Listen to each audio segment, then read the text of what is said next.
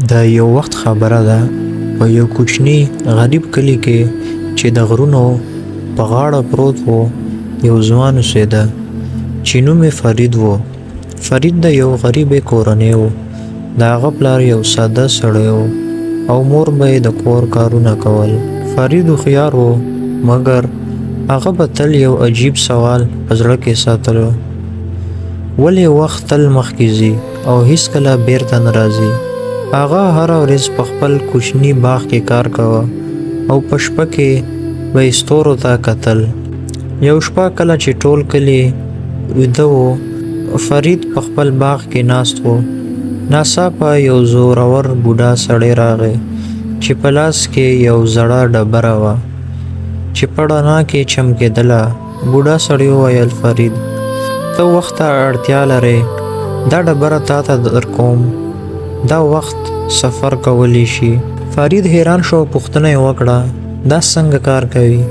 بوډا سړی موسکی شو او ویې ویل: ته یوازې دا ډبره په لاس کې ونیسه او هغه وخت فکر کوه چې ته ورته تل غواړې، مګر خبردار، هر ځل چې ته وخت ته ځې یو څه به تا ته بدلیږي.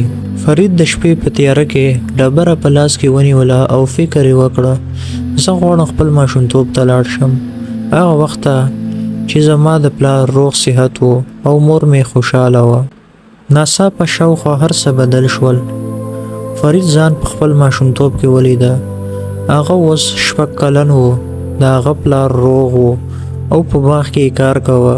فرید خوشحاله شو او خپل پلار ته یې منډه کړل.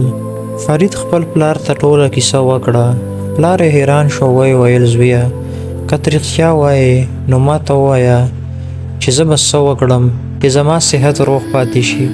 فرید وویل: بابا، ته هره ورځ زیات کار مه کوه، خپلې صحت ته پام کوه.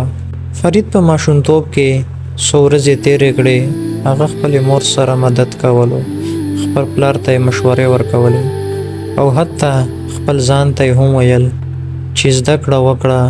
مګر یو ورځ هغه احساس وکړه چې هغه خپل اصلي وخت هیر کړه.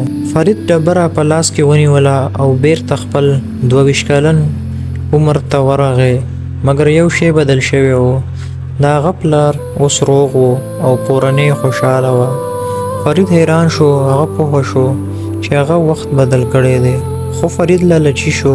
هغه بیا ډبره ونیوله او بیرته ماشومتوب ته لاړه. دا ځل هغه خپلې مور ته وویل: مورې، ته زیات کار مه کوه، خپل ځان ته دې آرام وکړه.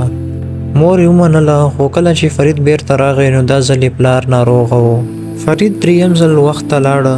دا ځل هغه خپل پلار ته وویل: بابا، ته هره ورځ لږ کار کوه. پلار یې ومنله. خو کله چې فرید بیرته راغی دا ځل یې کورنۍ په سخت غربت کې وه. فرید اوس پوه شو چې وخت یو لوی راز دی، هغه نشي بدلیدی بغیر له دې چې قیمت ورکړي. هغه بیا هغه ورځ بوډا سړی ولیده. بوډا سړی وویل: فریده، ته اوس پوه شوې، وخت بدلول اسانه نه دی. هر بدلون یو قیمت لري. که ته وخت ته ځې، ته به خپل یادونه له لاسه ورکړې او خپل راتلونکی به بدل کې. فرید خپلې کورنۍ ته راستون شو. هغه اوس هره ورځ خپل پلار سره په باغ کې کار کوه، خپلې مور سره مرسته یې کوه او زده کړه یې کوله. هغه هیڅکله وخت ته بیرته لا نړو. فرید خپل ماشومانو ته ویل: زما زویه، که ته وخت ته بیرته تلل غواړې نو پام کوه، ځکه چې وخت یو لوی راز دی. هغه ته احترام کوه، نه هغه د لاسه ورکوه. سبا وخت قیمتي نشي کېدی. که ته اوسني وخت ته پام ونه کړې نو ته به تل پښیمانه اوسې. وخت ته بیرته تلل ممکن نه دي، مګر اوسني وخت کې کار کول ممکن دي.